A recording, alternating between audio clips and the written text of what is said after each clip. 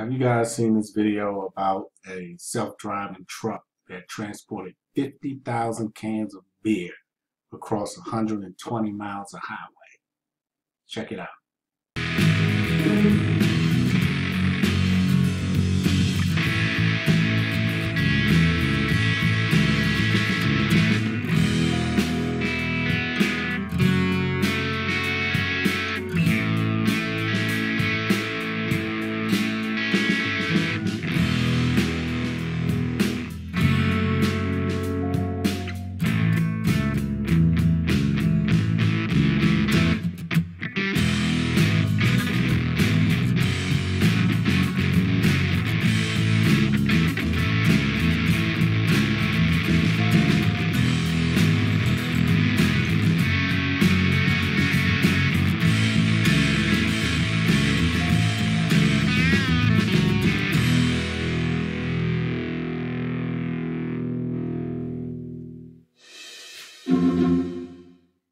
Imagine how many jobs this automation is going to do away with.